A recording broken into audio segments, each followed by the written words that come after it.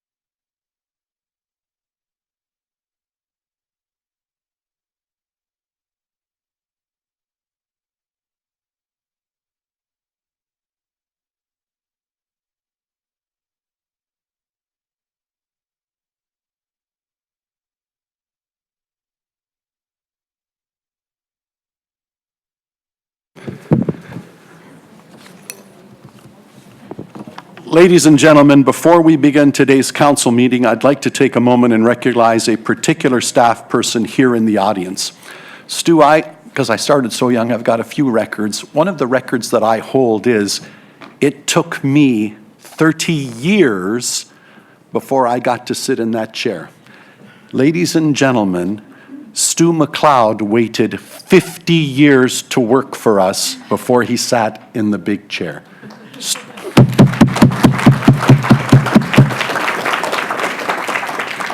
Stu McLeod is a foreperson with water operations at our Wolfdare Yard, and at the end of October celebrated his 50th year with the region of Peel. Is that incredible? This is quite a, yes, once more.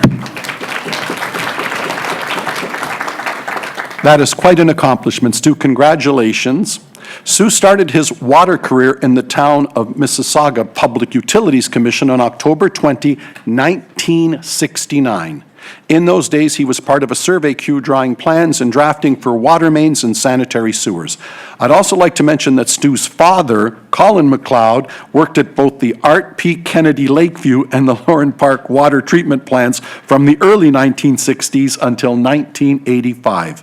As we all know, in 1974, the region of Peel was formed and the town of Mississauga became the city of Mississauga.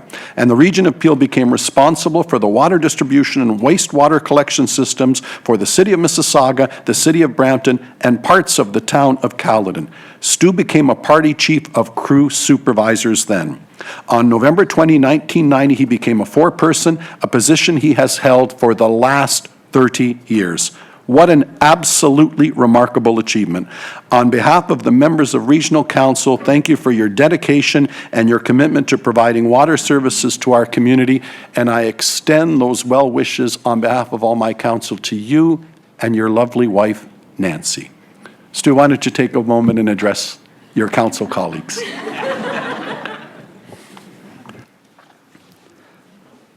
Barry made the same mistake yesterday by letting me speak. I don't know what to say. Thank you very much.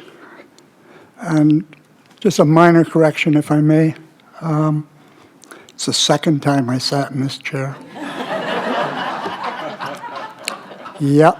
Snuck in one day, nobody was here. And yeah, it was a lot more fun then, I'll tell you. I wasn't nervous then. It's been a pleasure for me for the last 50 years, really. Said something yesterday about waking up in the morning and putting the boots on. I couldn't think of a better place to come. The people that work for the Region of Peel, some of the best in the world. The guys who work with me at Wolfdale, aces. Tell them what to do, or not tell them, ask them what to do, give them a job, let them go. Trust them to do it, come back, hand in their paperwork, job done, finished, everybody's happy. Barry Cowan came up with an interesting tidbit yesterday. mentioned since 2007, I think he said, 64,000 jobs came in over the phone in my name for our crew to look after. I'm very proud of that. I'm even more proud of the guys who did those $64,000 jobs. And some of them are sitting up there, and we'll talk about that tomorrow morning, guys. Thanks for showing up. It was my pleasure. Thank you very much, and I don't know what else to say. If you're amazed at what I've done, step inside my head and see how amazed I am. Thank you very much.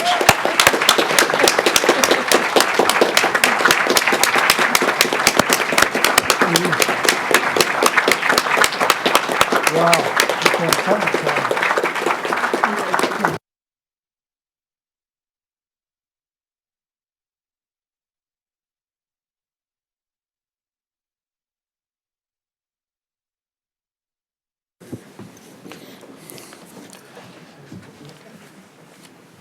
And Stu, I'm going to ask you to take the seat that I was just in because I think some of your regional colleagues would like a word. Councillor Parrish. I want to congratulate you. 1969 is the year I graduated from university. Still wet behind the ears and not knowing what I wanted to do with my life. So you obviously were on a path, and I think all of the region of Peel must appreciate the fact that you've been so loyal and stayed so long. And I thank you very much. Councillor Sato on this? Please. Hi. Sorry, good to see you, but I hate that you're retiring. Well, that hasn't been announced yet. Oh, okay, I thought that's what he said, okay. I had Once- an early morning. I didn't get an email from you this morning, so. I just want to say, Stu, that you are one of the most responsive people that I have ever had the pleasure of working with. And you take such good care of our residents in the region of Peel, and you take good care of us, too. And I know how much, personally, because my daughter worked with you, I know how much respected you are by the staff at Wolfdale. And it's hard to believe that you've been there that long. I hadn't realized that. But I guess Nando and I have been around for 30 years, so I suppose that's to be expected. But I want to really congratulate you on all of the time that you've been with the region of Peel. But more importantly, as I said before, I really want to thank you for the dedication. And members of council, if you haven't had an opportunity to have dealt with Stu during the years on any issues regarding water, he loves water main breaks. And I think he's very pleased that we replaced most of the water mains in Meadowvale, so he doesn't have to be sending me emails and keeping me up to date on all the breaks. But I really want to thank you, Stu, and it's just wonderful seeing you here today, and you looked really good up there. My next job, maybe? Keep your day job. Here. Mayor Thompson. Thank you, Councillor Sato. I have to say thank you, Stu, for everything you've done and continue to do for the region of Peel. I gained the greatest respect for what we do in roads, water, and wastewater when I was chair of the Public Works, and I know I worked closely with Ron. But to me, it's people like yourself that have laid a gold standard. And one thing that I had learned rather quickly, and especially through the American Public Works as well as the Ontario Public Works, is Peel is a leader in the world, let alone just Peel region and in the province. You've laid a gold standard, and it's your dedication, along with the team that you've led, that has given us that opportunity. But today, there isn't a day that you can't go and open the tap and know that you got safe drinking water. We thank you. We thank you for your dedication and giving us the gold standard to be proud of. Here. Councillor Groves. Thank you, Mr. Chair. And Stu, as the Chair of Public Works, I also would like to thank you for your years of service. That's amazing that you've been here for that many years and absolutely still love your job. And certainly you wouldn't be able to do this without the great team behind you. And I know I see them standing right here behind you, supporting you. So thank you. And during my term here as Vice Chair of Public Works and Chair, I've learned a lot about sanitary sewers. I've learned about I'm almost like an expert here. And thank you to your team that's behind you who's taught me so much. So thank you, and I wish you all the best. Thank you. Thank you. Well, how appropriate it was that at 7 o'clock Monday morning, I and our executive leadership team were at our Copper Street yard, meeting with our water, wastewater, roads, and TransHealth people, because it's what we do to the gold standard. We are just superlative in how we manage water, wastewater, and roads. Known worldwide for it. And Stu, that's because people like you have showed up for 50 years to get it done. So to you and the whole team, thank you very much. Congratulations to you and Nancy, and it was an honor having you here today, sir. All the best. Bye-bye.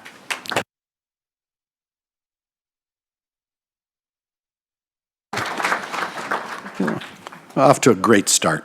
With that, I will call to order our meeting of the budget for Thursday, December 12th, and I will start with roll call.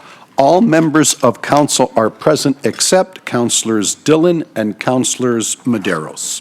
Declaration of conflicts of interest. Councillor Sato, yours is duly noted as always, and the clerks remind me, very good for you. Councillor Parrish, conflicts of interest? Nope, just waiting for the approval of the agenda. I have a And that comment. is seeing none others. You're up now. Councillor Parrish, approval? Yes, point nine, Minute- I'm motion. going to approval of the minutes. Counselor, you're still holding off.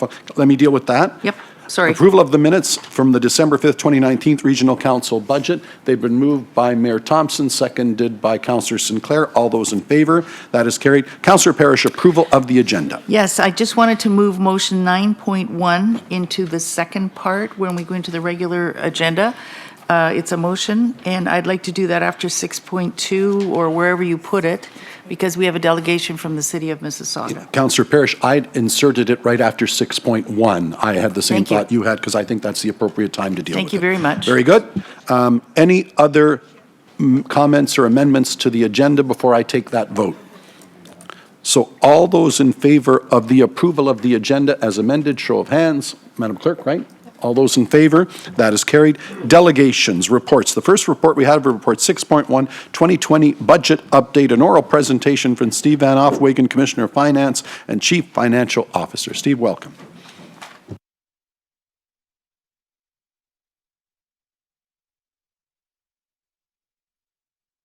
Good morning, Chair Yanika and members of Regional Council. Joining me once again today is Norm Lum. He has many duties here at the region, as Council is now aware of. He's our Director of Business and Financial Planning. The purpose of today's presentation is to provide answers to questions posed by Council at the first budget meeting on November 28th, and to provide Council with options to reduce the proposed property tax increase from 1.7 to 1.5%. The presentation that you've received includes a few slides related to the Ernst & Young work on police allocation. There is a motion and a delegation coming up in the Regional Council meeting, so I will skip over those slides so that Council can now focus on the budget itself. The proposed budget incorporates forward-looking practices to manage property tax and utility rate impacts. As noted on November 28th, the budget reflects continuous improvement, cost savings, and cost avoidance of $4.5 million. The wage budget reflects gapping of 75 positions. Over the past 5 years, Peel's year-end wage variance has been within 99% accuracy of our budget estimates. Peel's budget leverages operating surpluses, including the forecast surplus for 2019, to fund one-time items and manage budget risks. For 2020, the budget proposes $11.8 million in reserve draws against reserves to manage tax and utility rate impacts. Collectively, these strategies work to ensure that we are not overtaxing our ratepayers. In bringing forward options to lower the property tax impact, staff were guided by the principles as shown on this slide.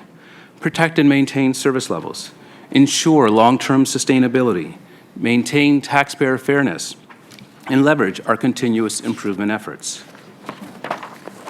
Council requested that staff analyze an option to reduce the proposed water and wastewater fee, currently estimated at $743 per household, which is 37% below the average of neighboring GTA municipalities.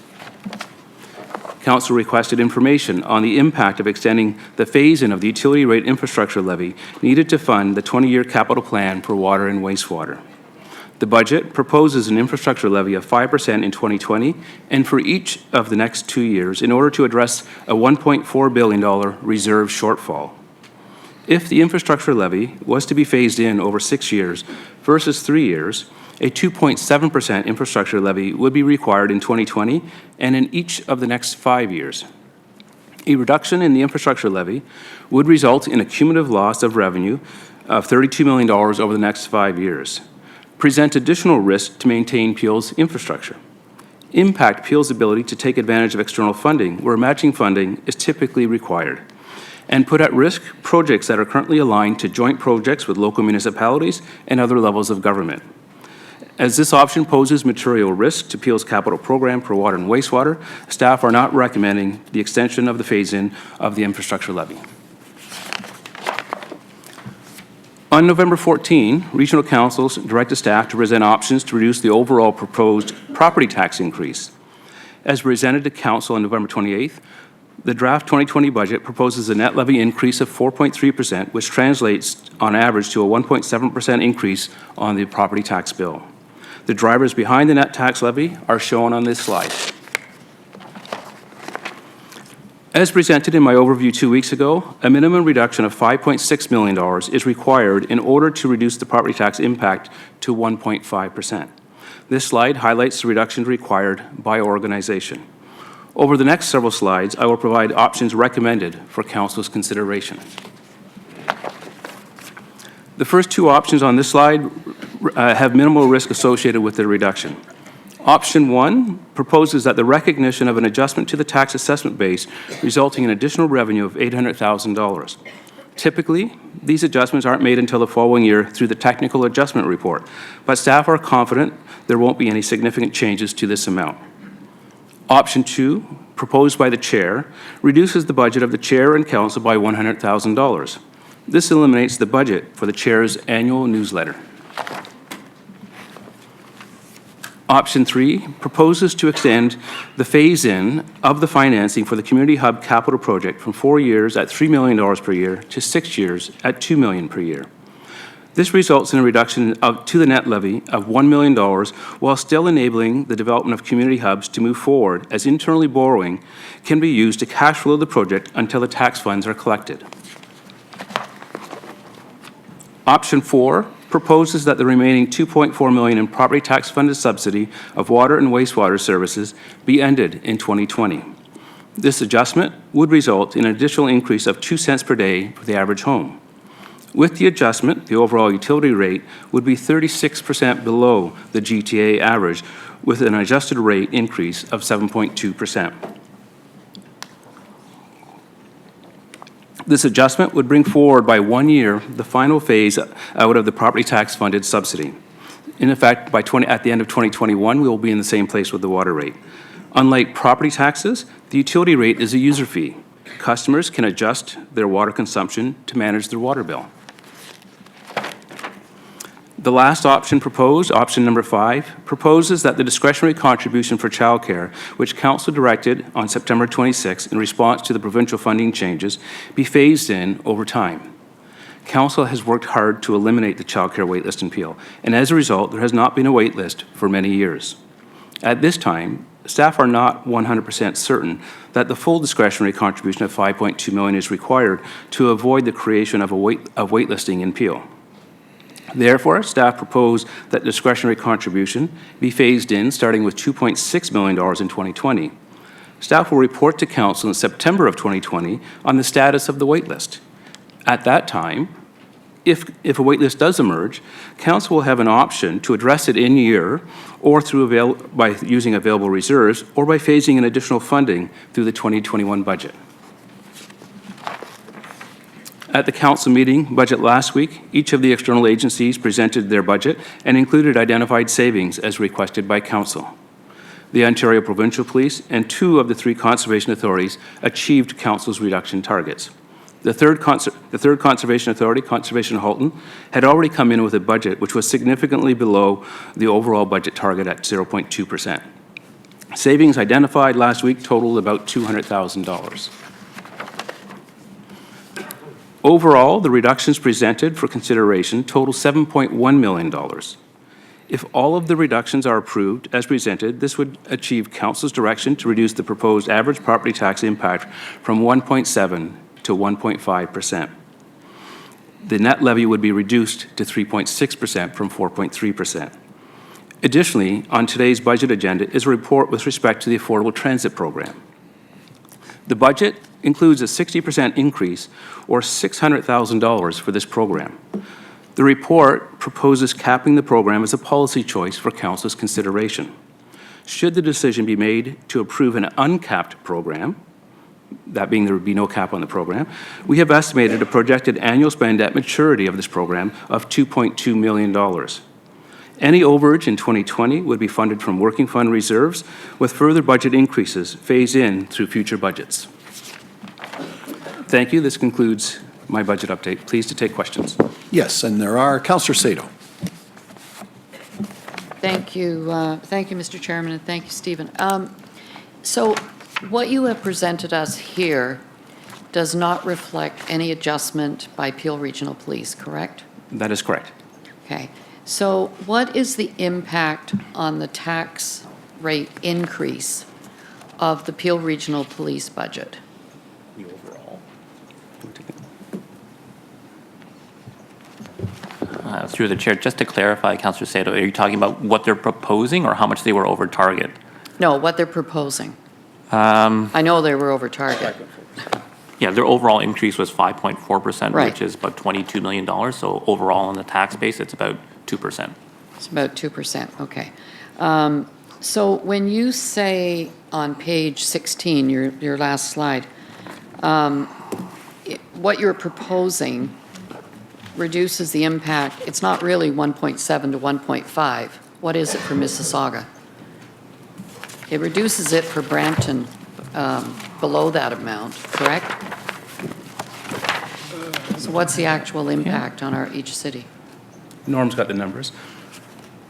Okay. Do you know what it is on a percentage basis? We had that something. My recollection for Mississauga is that it dropped from 2.1 to Right. 1.9. So it'd be 1.9, okay. And if the Police Services Board looked at reducing what they're asking for, which we spoke to last week, if they reduced by 1%, that would take a further 0.2, I believe, would it? So through the chair, if the police reduce their budget by $2 million, the 2.2 target, effective what it would drop is another 0.1 on the overall property tax impact. Okay, so it would be another 0.1. reduction, which would be a bigger impact, reduction on the city of Mississauga. I'm not in favor of reducing the childcare, because we know that every dollar that we spend on childcare subsidy, we reduce what we're spending on Ontario Works programs. We get people out to work. It's the same with the affordable transit.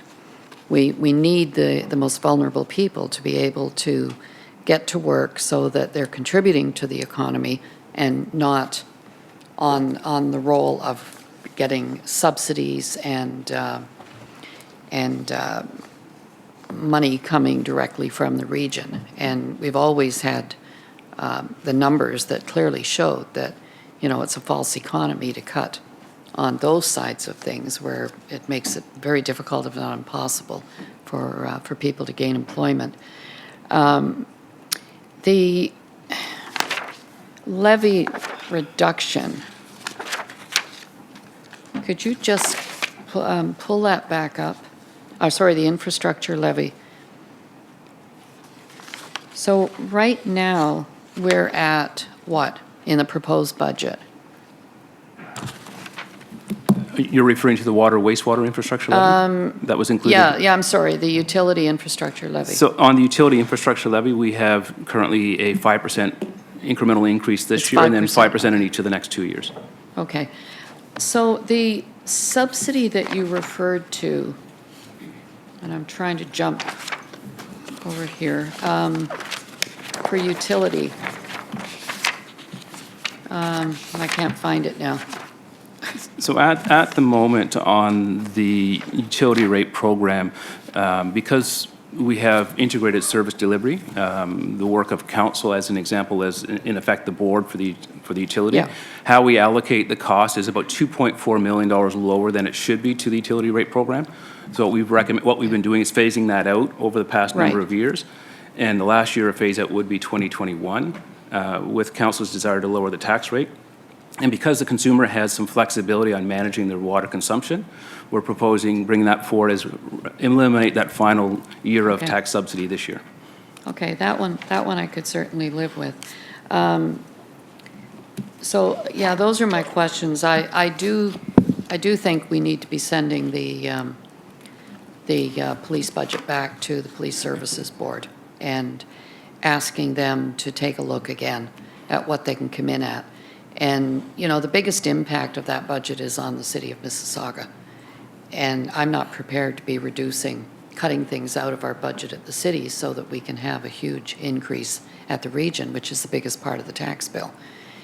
And, you know, we're hearing very clearly from our residents that we need to manage how we spend our money, both here and at the municipality. So I will speak to that when we get to the report. That's not the notice of motion, the report on the actual approval of the budget. When we're putting motions forward, I'll bring that forward at that time. I think it's more appropriate then, Mr. Chairman.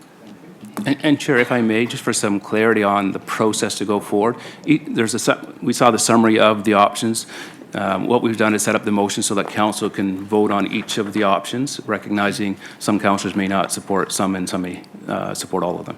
So it's not all or nothing, it's option by option. And then I would be probably adding another option. And I expect council would That have would other be ideas. related to the Police Services Board and the police budget. Thank you. Thank you. Councillor Demerla. Thank you, Chair. And I just wanted to begin by thanking staff for bringing back some of these options. There's certainly many that I can live with. I had a couple of clarification questions. The first one was, this reduction can be achieved without going with the infrastructure levy, which you're not recommending, right? That's how I've understood it, but I wanted to be sure. Right, so the options we brought forward respected the principles that we discussed with council back on the original council meeting on November 28th. So these options get us there without impacting the long-term sustainability of our asset management program, correct? Perfect.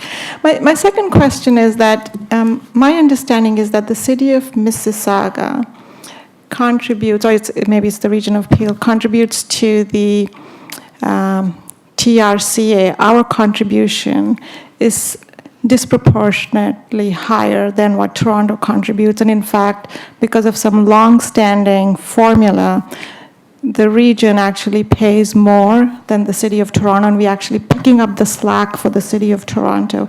And I just wanted to know if we have looked into that, because I believe that there's an opportunity there to reduce what we pay and make it more proportionate and in line with what the city of Toronto pays. And that could have some impact on reducing our budget. Through the chair, what Councillor Demerla is referring to is that over the past few years, when regional council approves the increase for the TRCA based on our target, once that target is approved, what happens is that the city of Toronto approves a lower number.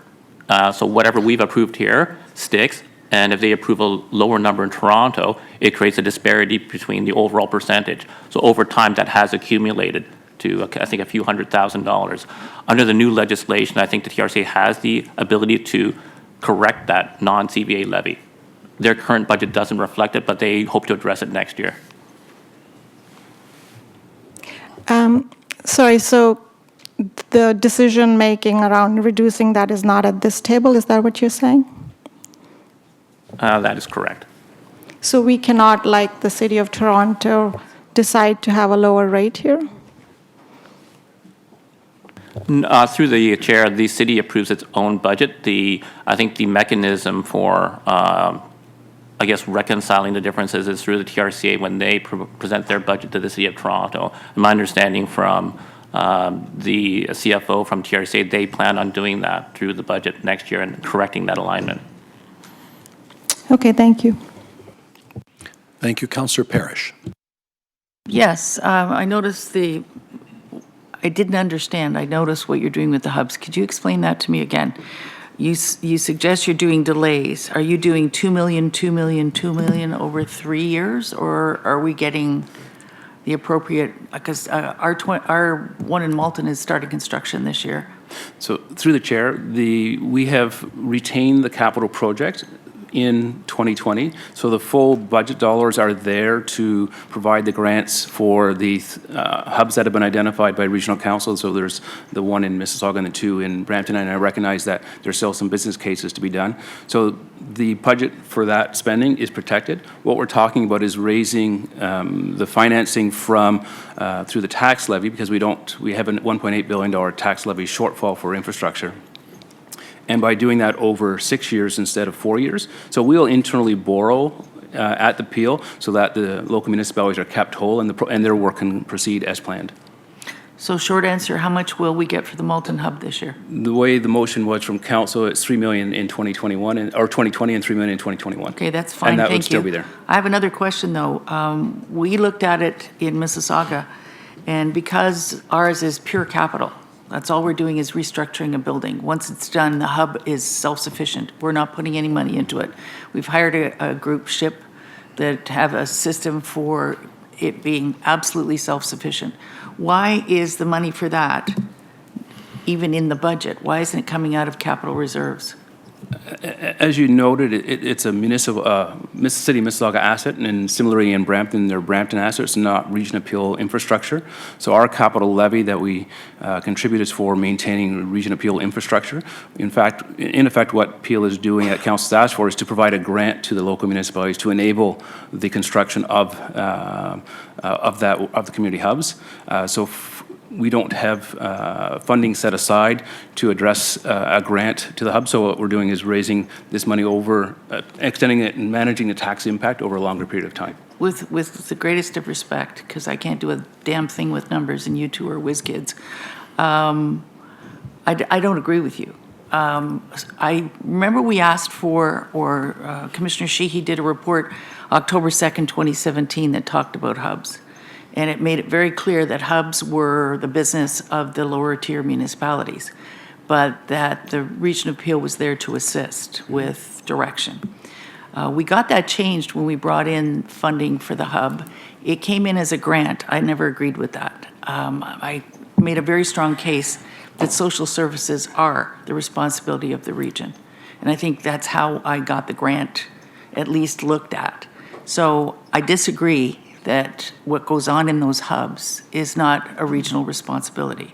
It's not a regional cost, but what's going on in those hubs is all regional stuff. It's concern about health, it's concern about helping kids find jobs, it's concerned about keeping them off the streets.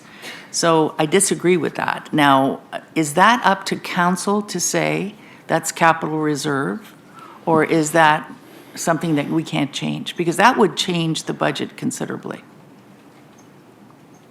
if you took it out of capital reserves. It's always at council's direction or discretion to withdraw funds from reserves. Staff recommend what's sustainable for the municipality. And so it's certainly council, if it chooses, we will have to then extend the 1% infrastructure levy.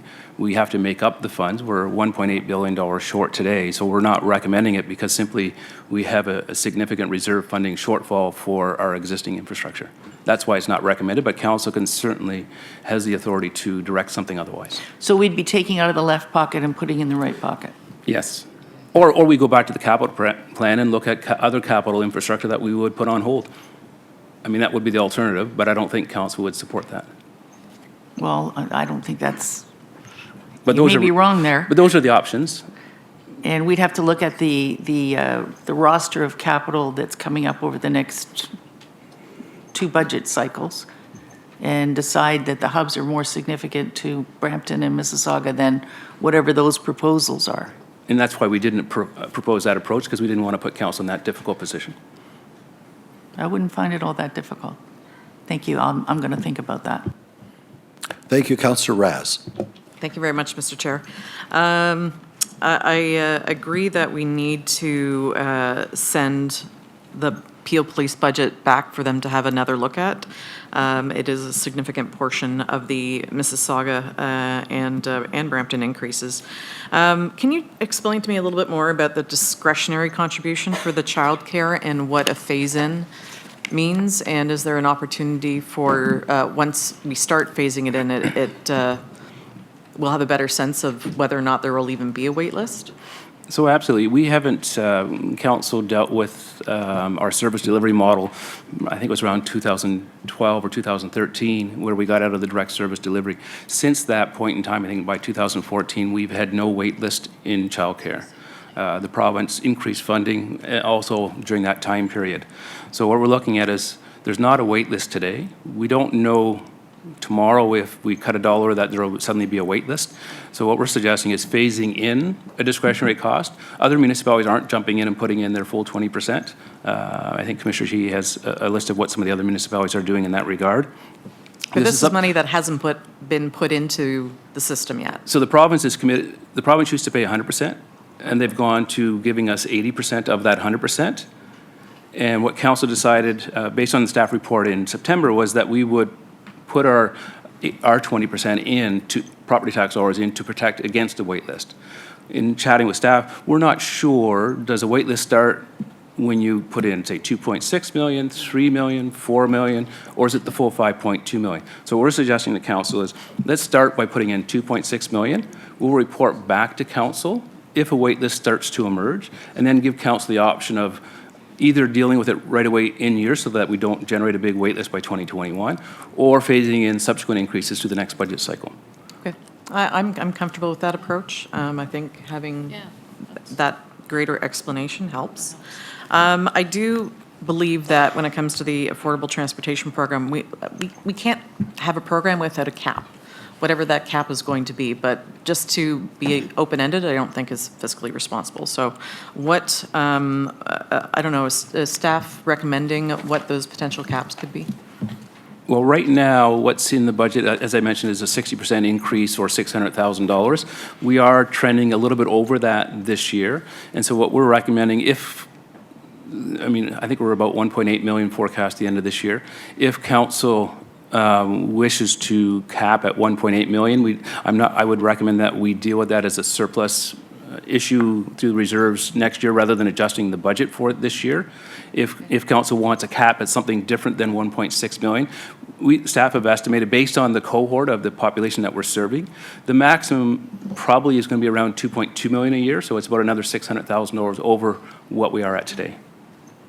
Okay. So the risk isn't significant, but what we're suggesting is we don't need to deal with adjusting the budget, but if council wants a cap or doesn't want a cap, that really is the policy discussion. Okay, and is that going to come back at a future meeting? That report's on this agenda. Oh, right. Sorry. 6.2. This 6.2. Okay, those are my questions for now. Thank you. Thank you, Councillor Parrish. Yeah, I'm back to my old capital budget. What is our capital budget for 2020? Norm's saying it's roughly $1.1 billion. $1.1 billion? Yes. And what's it for 2021? Do you have the schedule on that? Yeah. You'll just pull out the schedule. We do have a forecast for 2021. It'll probably be around that same number or more. Okay, so 3 million for Brampton and 3 million for Mississauga hubs on a $1.1 billion budget doesn't sound like, it's a drop in the bucket. But the relief on this budget would be amazing. I'm still thinking we should be doing this, Mr. Von Offwagen. I know you are. You what? I know you're still thinking about it, and I still have my recommendation. And that's a decision for council to debate and vote. Okay, so 1.1 billion. If we threw, what percentage, Norm, is 6 million on that? You can do it. 0.06%. Pardon? 0.06%. 0.06%. And how much would it take if we put those two amounts in the capital reserve, took them out of there instead of putting it on the taxpayer? What would we save? Just for clarity, the capital budget of 1.1 billion includes the 12 million for the hubs. So that's included in there. What we're talking about is where the money comes from to pay for it. Yeah? And on that side of the equation, we're $1.8 billion short over the next 20 years. You know, I understand Yeah. that. So the capital dollars are in the budget, so at 12 million, relative to the 1.1 billion. So the dollars are there. It's raising the funds to pay for those dollars. And the hubs would continue. 0.06 increase. Okay, I'm still thinking about it. I know. My time is here to help you. Thank you. Thank you. If I could, though, through the chair, just a point of clarification, that's very much a zero-sum game in that you're not eliminating a tax, you're just kicking it down the road. You're just deferring it, and in as much that it looks good this year, by definition, it looks equally, doubly as bad next year when the money's there presumably for a reason. So it is a double-edged sword, just to be fair. That money's got to go back in. Correct, you're really deferring a tax increase to a subsequent year. Absolutely. And now you've got to deal with it double-ended next time down the way. So it's a short-term savings, but it's not a true savings because it's not abated altogether, it's just deferred. Correct, because the Very capital good. program is actually funded by the tax rate or the utility Absolutely. rate. Okay, thank you. Councillor Demerla. Just a follow-up question on the surplus, on the cap for transit, affordable transit. Why are you not recommending that should council decide to vote in favor of a cap, that savings of 600,000, why are you not recommending that it be applied to reducing the tax rate this year? The report that was, it was a report that was deferred, so the report had recommended back in the fall to council that we increase the budget by $600,000 and that we introduce a cap in the program. What we're looking at is with the direction of council to look at how we can lower the tax.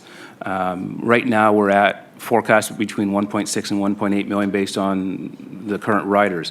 And Janice can speak to the challenge around capping because of the Presto system. It's not as easy. You'd have to deny applicants. Applicants of people who are in low income would be what would be the result of doing that. So we're not recommending reducing the $600,000 because we're already delivering that level of service. So in effect, that would be a service level cut that council would have to approve if they wanted to keep the cap at $1 million. What we're suggesting is go with the 1.6, protect the people that are there. If council wishes to cap new applicants, that's the decision for council to make today. If council chooses not to cap this group, and we do have other programs that are capped by spending, we have some other programs that are based on demand. So that's really a decision, policy decision for council to make today. Thank you. Councillor Raz. Thank you, Mr. Chair. And to Stephen, I asked last week offline about the surplus, and you said it's around 1 million. And you did send me a quick note, but can you explain what the entire surplus is and how it's already being accounted for in the 2020 budget? So in effect, through our year-end financial management bylaw process around surplus management, surplus funds are allocated to the reserves.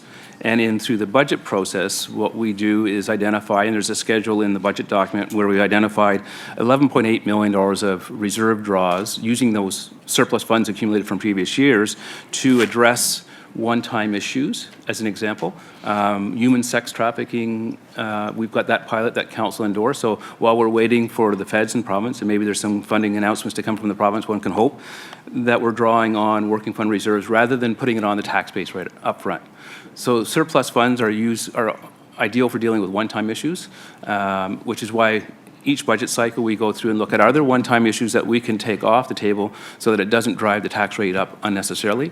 And for this budget, we have $11.8 million in reserve draws to deal with those one-time issues. Okay, what about that other? And that exceeds the 1 million surplus that we have So what forecast. happens to that 1 million that hasn't been allocated as part of the 11.8? I was a little confused on the explanation. As we reported to council in our reserve, our year-end triennial forecast a few weeks ago, we're forecasting a surplus of 1 million.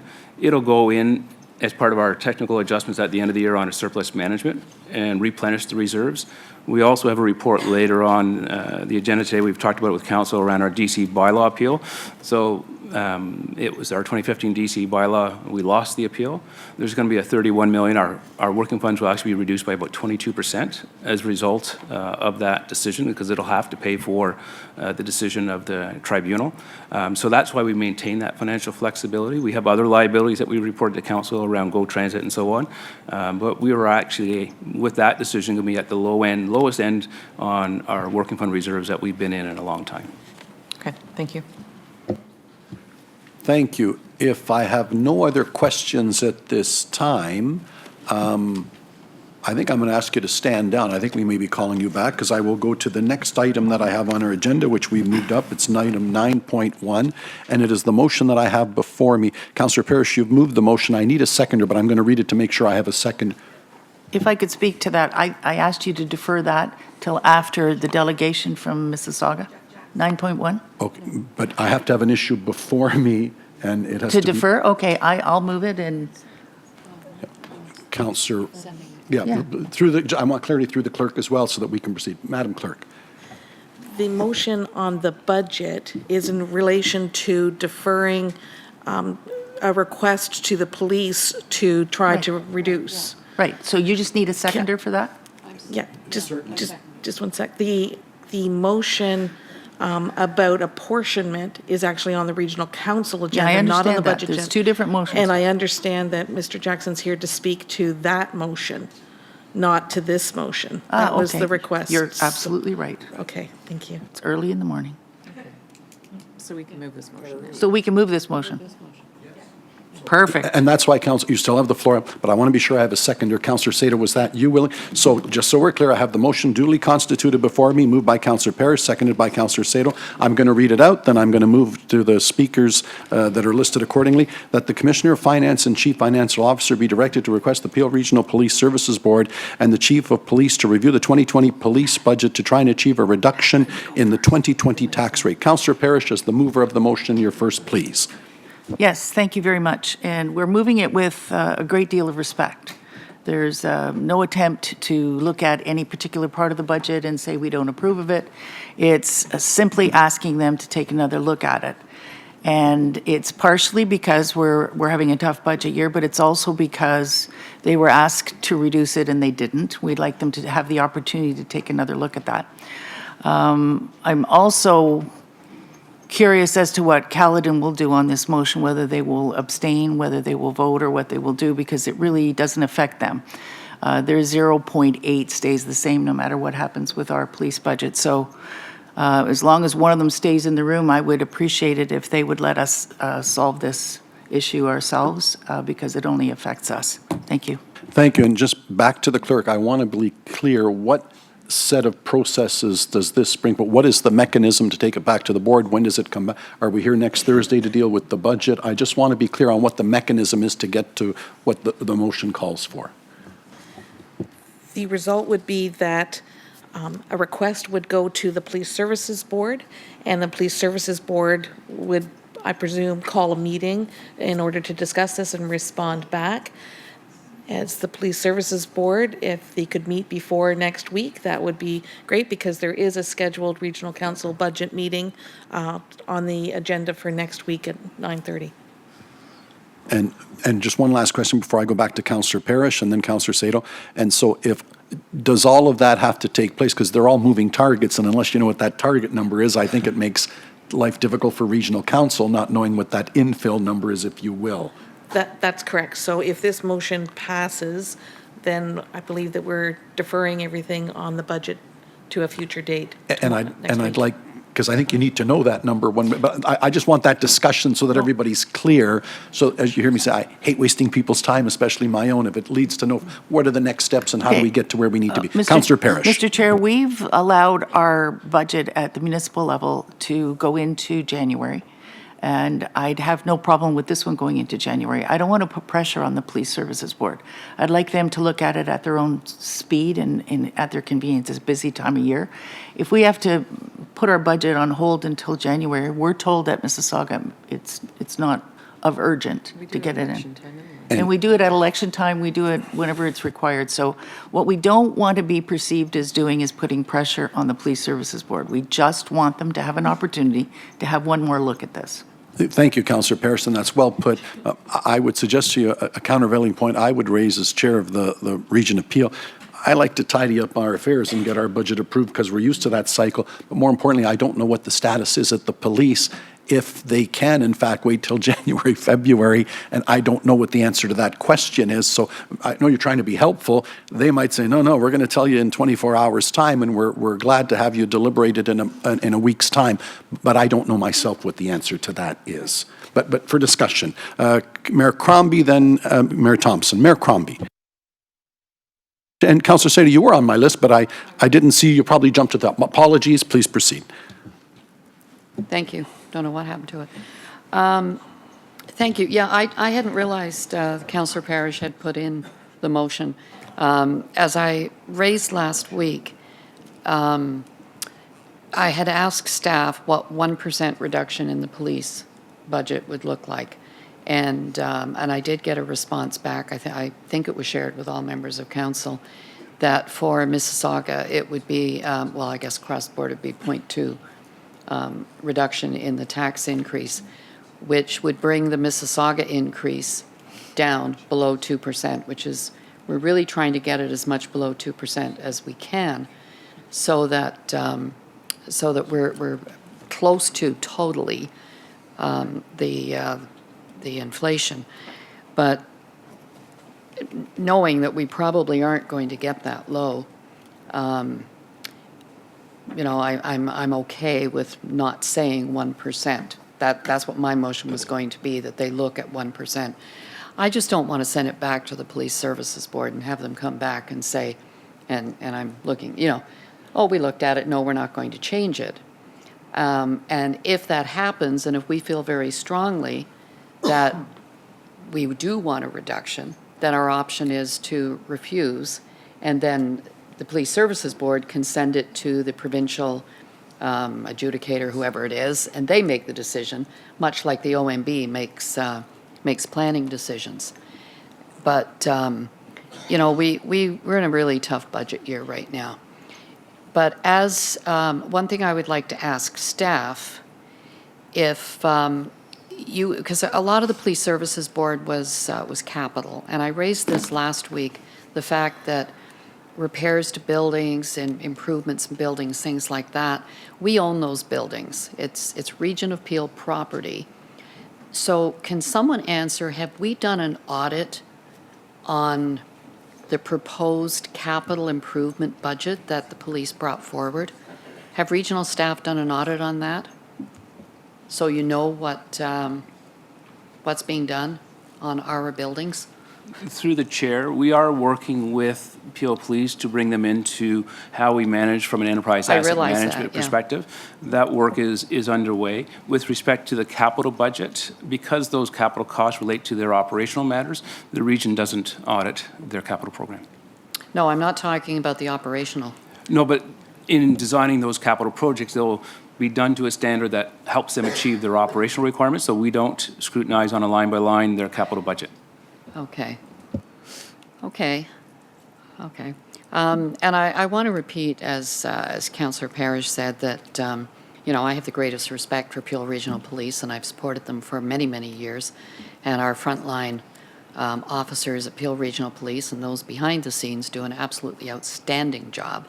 And I would hope that the Police Services Board wouldn't just come back and say, well, you know, if you want to cut it, you're going to have to take off those 35 officers, because that's $6 million out of the $22 million increase. So, you know, I'm hoping that the board will look at that other $14, $15 million to see if there's any way that things can be phased over a period of time, smoothed out, so that we can achieve some reductions in this budget. And thank you. And one other piece of information to the mover in this, Councillor Parish as well. As fate would have it, as Mayor Crombie knows as well, we have a special meeting tomorrow of the Police Services Board on a totally unrelated matter. that might be the opportunity that I can suggest to the chief and to my board, can we deal with it at this time? And again, one way or another, we're tidied up by next Thursday, but something else for you all to consider. Mayor Crombie. Well, Chair, you just preempted me. That's exactly what I was going to say. There's an opportunity tomorrow to have this discussion that the board will have a conference call on a separate issue, but certainly an opportunity to raise our concerns and ask us all to go back and pick a time to look at things again on a different lens. Thank you. Yeah, sorry, and thank you. Mayor Thompson. Thank you. I just want a point of clarification. I'd say last year when we added extra officers, midsummer, remember that it came forward that we needed more officers out there to deal with the issues you had. Well, it's not really a Caledon issue. Yes, we're part of Peel Region and we're under Section 10 of the police, but when we abstained, it was deemed as a negative vote. So we don't want to interfere. We understand Brampton, Mississauga needs to move forward, but we vote again to abstain because it's really a Brampton, Mississauga issue. It'll be a negative vote. Is there any other way we can do this? So long as we can maintain quorum, an abstention is counted as a no vote, but if you are not in the room in your seat, that is a way. We have to, that's why I say, so long as we can maintain quorum, which means we need one. Okay, so what I'll do is, the sorry, mayor will stay and the rest of the council will take a break when we have the vote. I just want to be clear, if they're sitting in the chair, will count as a no. They need to not be present in the chamber. Or they could vote yes. Yeah, no, it's just, I'm trying to be respectful of the situation, that's all. Okay, thank you. If I have no other speakers, if you could assist the chair. These are all of the moving parts as I see them. As the chair of the Region of Peel and only the Region of Peel, I want to be clear. It's clear to me that what we're discussing with regards to the chief and the police service is a big nugget in the budget, and it seems obvious to me that however that goes will cascade down accordingly on all of it, like everybody else's personal finances. I think that's straightforward.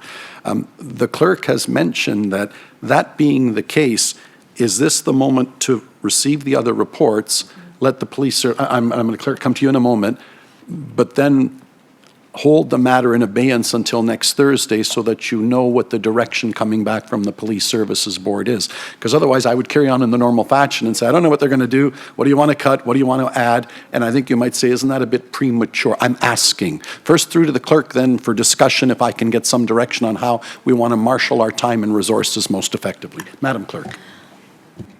I believe that it would be the motion that's already on the floor, Councillor Parrish's motion. Yes. If that motion does pass, then I would suggest that the appropriate motion would be a deferral till next Thursday. Of the entire, Yeah. the budget, the affordable transit, correct, and the bylaws. And I thought so, but I just wanted clarity on that, which is all logical and makes sense, but I just wanted to be sure we were all speaking to the same issue. Mayor Brown. I do believe that it makes sense to vote on this now rather than deal with other matters. I think if we just make a decision on this, I'd echo my own, add my own sentiments that I think it is a very challenging environment right now for public safety in Peel Region. Challenging in particular because we faced cuts at the same time. I mentioned before, we lost 11 officers that were funded provincially. So they're starting out behind at a time when we have new challenges. 12,000 calls last year for domestic violence. 12,000 calls. We just had another incident in Brampton this week where we saw a loss of life because of domestic violence.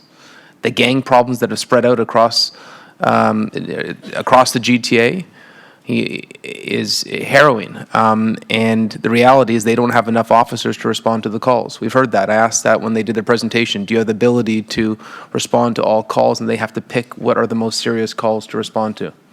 Think about that for a second. They have to pick which crimes to respond to because there's a more volume than there is officers. I have all the respect for Councillor Sato and Councillor Parrish. I know they're just looking out for the residents to make sure the burden is less significant. But having seen the police budget, getting regular briefings on the concerns that the mayors get the benefit of hearing about, of when there is developments in our community, I want to have every tool available to make sure we protect public safety. And if we ask them to come back, the only thing they're going to come back with is less officers. And that may not be what we want, but that is the reality. And I don't want them to be in a position where they have to go to us and say, because that's where their budget is. It's in officers. And so I can't contemplate a scenario where we don't have enough officers to respond to the existing calls, and then to put ourselves at even a more difficult predicament. We can have everything we want in Peel Region. We can have all the great services that we're working on, and I know we're working on great things, from youth hubs to the great public health. But if you don't give people a sense of security, it's all for naught. And so I'm not going to support sending this back to the police. I believe we've got a great chief of police who has explained to us why this is necessary, explained to us that his budget is focused on police officers. That's where all the costs are largely going to. And I think over time, he's going to make the police more nimble. He's looking at new technology. And just to highlight this, and Councillor Parrish, I know this is important to you. We do have a chief that's looking at ways that we can mitigate cost. It does not happen overnight. So I wouldn't want a rash decision that would force him to take officers off the street. Let's give him time to look at ways in which he can be more nimble with our resources, but not right now, not when we face this challenge with public safety. Thank you, Councillor Paleshi. Thank you, Mr. Chair. Thank you, Mr. Mayor, for your comments, and I echo the same. And regardless if it's officers or technology, I think it's an important tools to have in our toolbox to fight the crime that is in our face every day. My comments around this is more towards the Mayor Caledon. Mayor Thompson, I'm a little bit disappointed in your comments about your council leaving the room. I was elected as a regional councillor, and regardless of the nameplate that's in front of me with my municipality, I'm here to do the job based on the region of Peel. And I expect that every member around this table is also here to do the same, regardless of the impact to the municipalities. So I hope you reconsider. I hope all of Caledon stays for the vote, and I look forward to hopefully hearing your comments. Councillor, Mayor Thompson, you were named if you would like to respond first. That's fine. We're trying to be respectful, both of Brampton and Mississauga. This is a sensitive issue that is there. I do agree with this, but this is one issue that, the OPP did what was asked. Peel Region definitely has a huge issue right now, and that's on the safety, and we had extra officers costs come with it. But what right do we have to weigh into someone else's matter? I was trying to be respectful for both Brampton and Mississauga, and that was the reason why I had taken that position. I totally agree with you. We need to be here to make the votes, but this is just one that's a little sensitive. You're right. We're all part of the Peel Services Board, but we have no seat at it, right? So that's, and that's the issue, right? So it puts us in a difficult position. So, if we vote either way, people have to be respectful. That's just what my council's going to do. I'll leave it for my council to decide if they want to stay in the room or not, but I just put that, I was just trying to be respectful of the decision that Brampton, Mississauga are trying to make here. Thank you, Councillor Sato. Thank you, Mr. Chair, and I wasn't going to speak again, but Mayor Brown, we tried to stay away very specifically as to where we would like to see the Police Services Board make the cuts. But you made a statement that the only place to cut is the front line, those 35 staff. And I disagree with you there. I asked the chief last week, and I got a lot of detail from him, that I believe that the budget, and I don't have the exact numbers in front of me, but It's in my other binder from last week. I believe the increase was a $22 million, of which he said only $6 million was for the staffing, and that included the support staff. So that was 35 frontline officers and 18 support staff for those officers, was $6 million of the budget, which leaves another roughly $16 million of the budget that I do believe that the Police Services Board could take a look at. And, you know, I've been looking at dealing with police budgets as Nando has for almost 30 years around this table. And every time this council has asked a police chief, what can you go back and cut your budget? The answer always is, well, you know, we're going to cut the most popular services. We're going to cut the frontline officers. We're going to cut this. And then when they look at it again, they're able to cut things that do not impact public safety. And, you know, I would like to see if there are areas other than those, but we can't specifically direct that. But since you raised it, I'm going to speak to it. But I would hope that the Police Services Board, and only 2 members of the Police Services Board are the 2 mayors, because Nando, you're not really responsible for the budget because you only vote on a tie.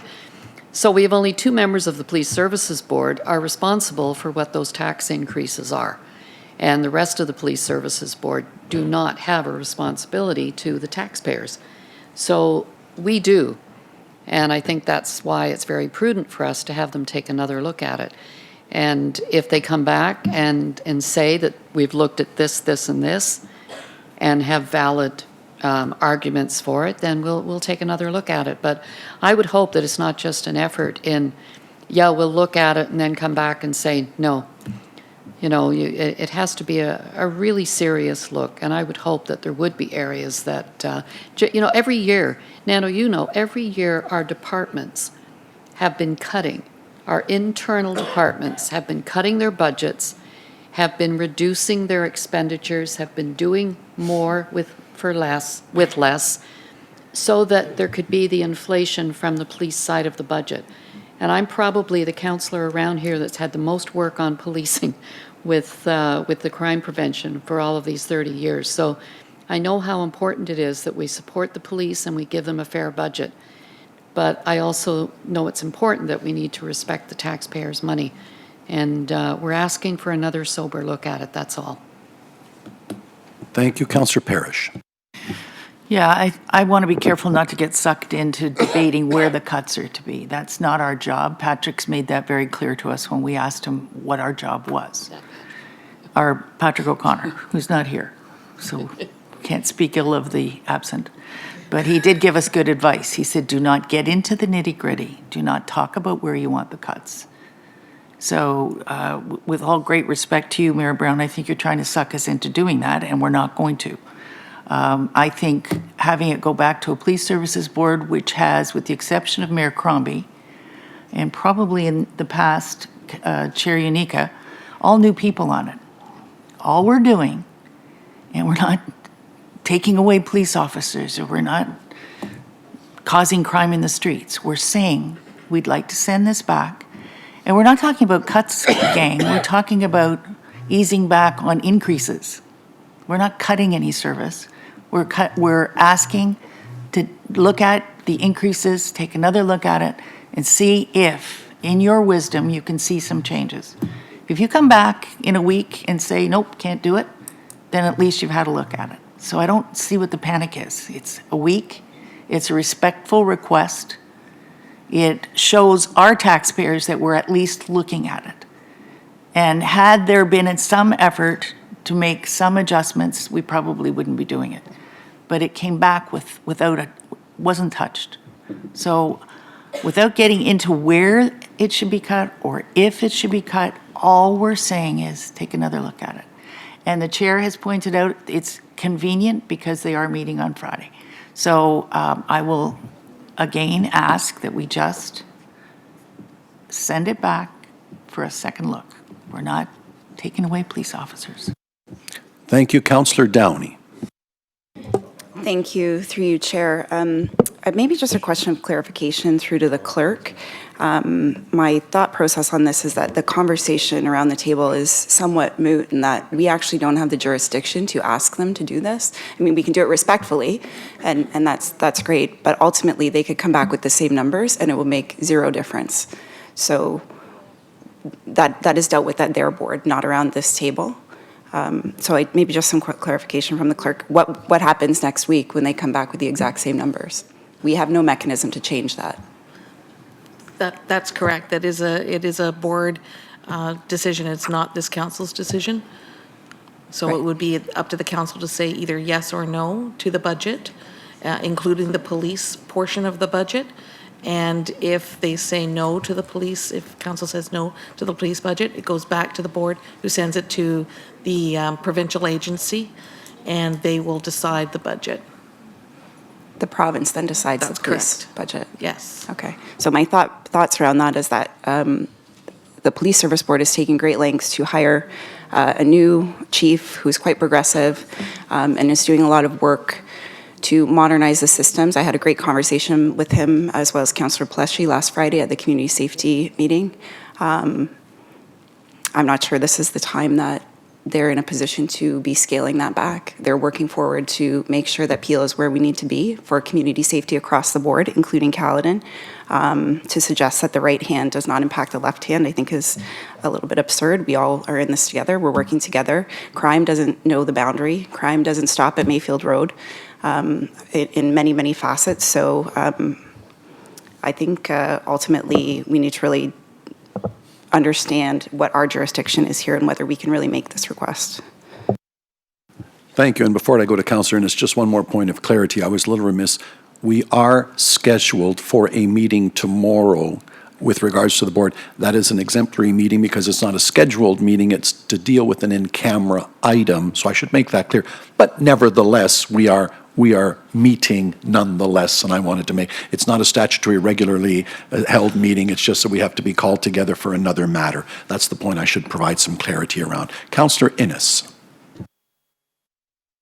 Thank you. Firstly, it'd be helpful if it was on the screen, that we could all see what we're supposed to be talking about, because from what I heard is different than what I heard is in the motion is different than what I'm hearing around the table. If we're asking them to go back and have a look at your budget and ensuring that you're not cutting frontline officers and you're not cutting service, that's not in there. But that was what was mentioned. We don't want to cut frontline officers. That's what everybody said. Councillor Parrish, that's something that you have said just a minute ago. So I think we always need to have the motion up there when we're talking so that we can reference it and look at it so that we all are looking at the same thing and speaking to the same issue. And to Councillor Downey's point, yes, we're all Peel Regional Councillors. Crime does not stop at Mayfield Road. There are lots of times and lots of cases, many cases actually, where they have to work together. So it's a two-way street. One of the thing that I do want to mention, and I mentioned it last week, I was disappointed that we learned for the first time during the chief's budget that the province actually made a cut of $2.6 million. And I think that while it's great that we're having this discussion and we're all sharpening our pencils and the province is making us do that, I'd like to know what our plan is to actually advocate to the province for that $2.6 million. We've continually said to them that gun and gang violence in Peel Region and throughout the GTA is a problem. They've acknowledged that, yet they're cutting our funding and nobody's talking about it, except for us, because it's budget time and we're all under budget pressures. So I don't know if there is a plan of communication, what the chair has or has not done in those communications, what the chief has or has not done in communications with the province. But at a time when we're all sort of sharpening our pencils, this is a huge issue and we should be advocating. Our residents should know that this could happen. As councillors, we should know. It's unfortunate that I had to learn about it from the chief in his presentation. $2.6 million is 11 officers. So, yes, I'm going to stay and vote. It's a great discussion, but I also think that we need to also take a step back and what is our advocacy and what are we doing around this? Because it's been silent. That's a lot of money. That's a big part of that budget. If I could, Councillor Innes, well said on both fronts again. We're rolling out a great deal of advocacy for the start of the new year on several files. By the way, including Councillor Downey and I being down at Queen's Park again this week to advocate with regards to the human trafficking and a big pool of money that's supposed to be down there for that. And with 60% of it all coming through the Region Appeal in Canada, we would hope we'd get 60% or more, and we are battling for that as we speak as well. And we will continue that fight. The second point I wanted to make, and you're right, clarity is very important. To the mover and the seconder of the motion, as I understand the motion, I won't read them, maybe I should read the main clause, because I've added a clause that I think speaks to what we're trying to do. I'm asking the mover and the seconder that the Commissioner of Finance and Chief Financial Officer be directed to request the Peel Regional Police Services Board and the Chief of Police to review the 2020 budget to try and achieve a reduction in the 2020 tax bill. And what I added was this, and that all budget deliberations and decisions be deferred to our next meeting pending such response. And you see, Nora, did anybody talk about number of officers or things? I've taken yours and I just said, and that's Councillor Parrish and Councillor Sato. Does that, I think that, so that if those are friendly amendments that I can suggest, I think that's got it, Madam Clerk. So you're combining the deferral motion with the other motion? Yeah, because if that's what we're asking them to do, great, what are we going to do? Then we're going to hold our business for today in the deliberations until our next meeting, which we hope will be Thursday, at which time we hope we've gotten a response On from a them. point of order, Chair, I think this part you've added is a separate motion. Oh, okay, but that's the direction we're going in, though. Is that fair to say? Yes, Councillor Parrish, but just trying to make sure we're moving towards something, and which I hope is next Thursday. And we're looking at the wording of this, it's very clear that we're not giving any direction as to where this would come from, nor are we saying don't come back with 5.4 again. Yeah, thank you. Okay. Councillor Groves. Thank you, Mr. Chair. I don't have a problem with this motion if we're just asking to go back and have a look, and the board to have a look at it and see what you can come back with. We're dealing with budget at the town of Caledon, and I can tell you that my residents, they are quite concerned with these tax increases. I don't support cutting public safety, and I think that all of us around the table want to make sure and make it very clear that we're not looking at cutting public safety, because public safety to me is number one. I was elected to make sure that my residents are safe, and I think all of us around the table feel the same way. But if we're just asking the board to look at areas where they might see an opportunity to make some reduction, I don't see a problem with that. But I would say on Councillor Innes's point, Mr. Chair, the province needs to understand you cannot cut our funding. We need to have that funding back. And so my suggestion to you, you just said you're going to Queen's Park, okay, on human trafficking. Well, this needs to be part of that. To say cutting $2.6 million to Peel Regional while we're growing here in Peel Region, and we're one of the fastest growing regions in Ontario, you can't just keep cutting our services. And whether it's here or anywhere else, we need the funding here. So thank you. Thank you. To our solicitor, I think you may have a point of clarification. Ms. Kaza? Yes, thank you. I just wanted to, through the chair, respond with a clarification. Councillor Downey was asking about the process and the jurisdiction. So I just wanted to clarify briefly that Regional Council is put to establishing, under the Police Services Act, a budget for the police. And in doing so, Council is not bound to adopt or accept the estimates submitted by the board. However, in establishing the budget, as Council is aware, we are not permitted to approve or disapprove any particular items. So a budget is to be established for the board, not so much a matter of approving or disapproving what was provided by the police, but establishing a budget. If the board is not satisfied that the budget established for it is satisfactory, then the board can refer the matter to the Ontario Civilian Police Commission. So that's the process, just for further clarification. Thank you. Mayor Brown. Thank you, Chair Nika. A few inaccurate comments have been made. I thought I would use this opportunity to correct them on the record. Councillor Sato said of the $22 million increase, only $6 million was for police officers. It's important to everyone around the table to understand that is not correct. I'll read out the numbers that I got from the police budget and from the Police Services Board.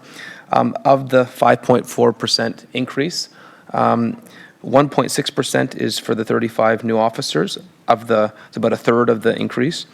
3%, the largest part of the increase, is for salary and wages. The salary and wages are part of the collective agreement.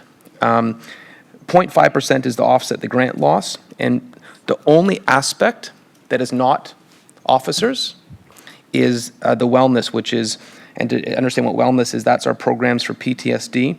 There's been a number of high-profile public suicides of officers. We need to invest in wellness programs to hire psychologists on contract.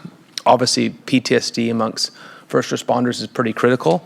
And so this increase is entirely, other than PTSD, other than wellness, it's all officers.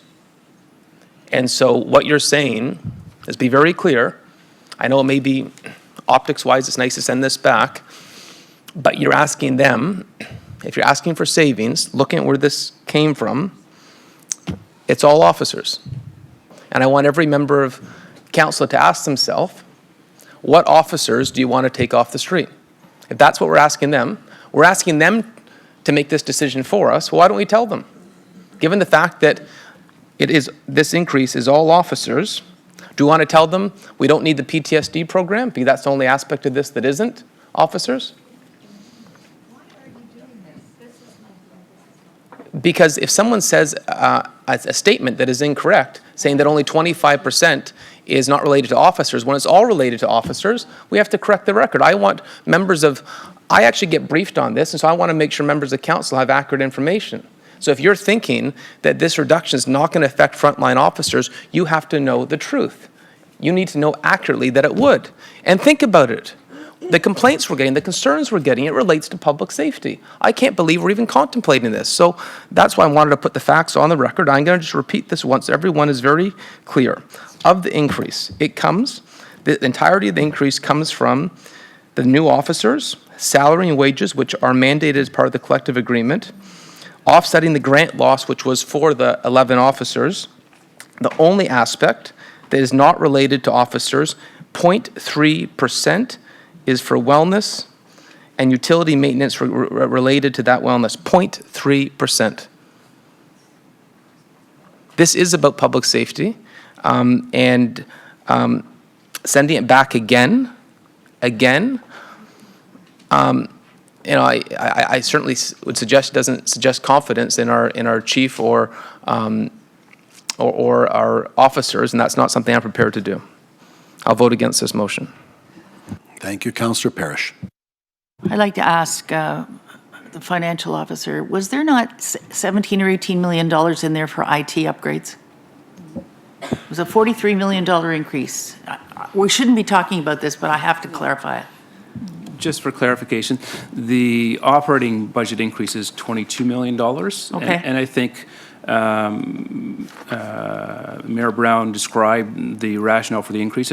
Bulk of it is tied to collective agreements and wage increases. There is some money in there for the 35 new officers as well as... How much is in there for IT, new IT The IT services? is funded through capital. So those are capital investments, so it doesn't drive the 5.4%. Which takes us back to what I want you to do with the hubs. It doesn't drive it today. Also, there was an announcement yesterday that Peel Regional Police is getting $17 million from the federal government, gangs and guns, and Callan and OPP are getting $703,000. So when they take this back, they can factor in those amounts and have another look at it. There's no point in debating this any further. We're not supposed to be debating this, Mayor Brown, and we're all supposed to be following the same rules. And we're not supposed to be sending me texts about Malton Police Station, because that doesn't work with me. So if you're getting if we are getting another $17 million for Peel Regional Police, then let's take a look at the whole budget again, send it back as a package, bring it back. That's all I'm asking. And Councillor Parrish, I can appreciate the statement. That may very well be a repackaging of money that we were counting on in any event, but more clarity to come on that file as governments are wont to do. Mayor Crombie. Well, I think there's never a problem with having a second look. sober second look. I'm conflicted, as is Mayor Brown, I'll be honest, because here I have an obligation to my taxpayers, but on the police board, our obligation is to effective and adequate policing in the community. But at this point, when we're facing such massive increases as a result of the provincial downloading, I think it's incumbent on all of us to have another look. Maybe we missed something. You know, we're going to go back and ask for a review. If it comes in frontline officers, Mayor Brown, chances are we won't accept that, but there are other opportunities to look, whether it's IT costs or wherever. Maybe things can be phased in as we decided to phase in the hubs over 2 years. Maybe the IT costs can be phased in. All we're asking here is not to compromise our public safety, our community safety, but to look for opportunities where we can realize savings just by doing what we've been doing here. Maybe we don't need that this year. Maybe it can be next or through the future. Maybe there are other grant opportunities that we can apply for to the province. So let's just have another look. It's worth it. It's worth it to our taxpayers. And of course, we don't want to jeopardize public or community safety at the same time. But maybe, you know, now that we've seen the budget in totality, we hadn't done that when we looked at the police budget a few months ago. We approved it.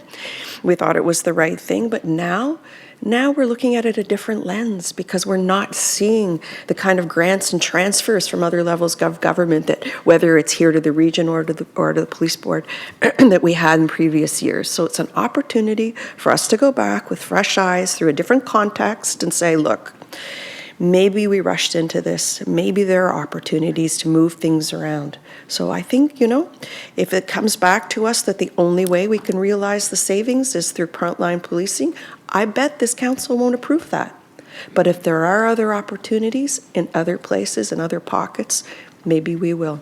So I think that I will support it because we're looking at it through a different lens and through a different context a couple of months later. Thank you. Thank you, Mayor Brown.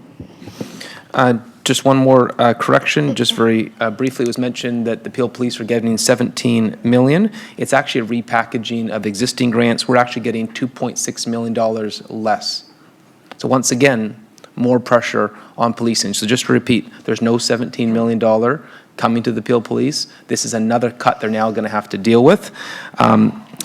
So the provincial announcement is misleading in that sense. The 17.1 million they state is our CSP local funding for the 3-year period, 5.6 million a year, which is 2.6 million less than we got the last year. So it's another cut. Thank you, Councillor Paleshi.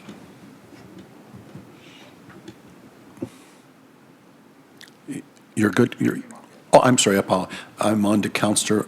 Mayor Crombie, are you still on? I had been I on. There was acknowledge one more point I was going to make, and then Mayor Brown was acknowledged. It's just that, especially for Mississauga, it's very important for us because we understand that through the way the funding works, we do carry 63% of the cost, so it hits our budget in a much more profound way.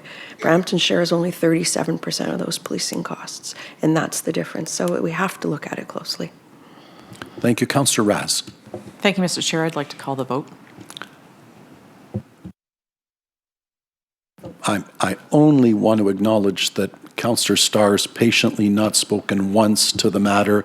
Councillor Starr, if you still wish to speak on his behalf, I'm very liberal. Councillor Starr, if you would allow just Councillor Starr to speak who hasn't spoken yet. Councillor Starr, please. Thank you. I was going to say the same thing. I'm wondering why we're debating taking a second look. Any business, any corporation, any other government agency that had any inkling that there may be some way of reducing the budget, some way. I mean, you take it, I don't know how many have gone through it. Take a look at information, IT, technology. That's $14 to $16 million as a whack this year. Maybe there's a way. That's all I'm going to say. Let's vote on just taking a second look, and that's all we're doing. Thank you, Mayor Brown. I've got to leave it at that, I think, because the question's been called. The only comment I would make as chair, if I'm permitted, I do want to say in an incredibly awkward situation here, as you can appreciate, and I do not have the wisdom of Solomon, but I think I do have to say as chair of the region of Peel, under the circumstances, and I want all of your constituents to know, I think you've been as respectful as you can possibly be under the circumstances, and for the people that elect you, you've asked the tough questions that I think you have to ask, and I think you've done that as best you could under the circumstances, so I want to say that. I also have to acknowledge, wearing my other hat as chair of the Police Services Board, I have no choice whatsoever but to approve the budget that was given to us through the deliberations that we've gone through. And I don't know that it'll come to it, but if it did come to a tie vote, I most assuredly would be voting with my Police Services Board colleagues, as the legislation says I must, to get that ship to shore. So I wanted to be clear on both fronts and acknowledge the sort of tumultuous circumstance and the challenges you all face, and I respect that. With that, I have a motion before us, moved by Councillor Parrish, seconded by Councillor Sato. I take it as read, it's on your screen. Madam Clerk, I'm going to ask for a recorded vote on this to be absolutely clear. You're in the mayor's charge, you're in the chair's charge, you're in the clerk's charge. Please vote.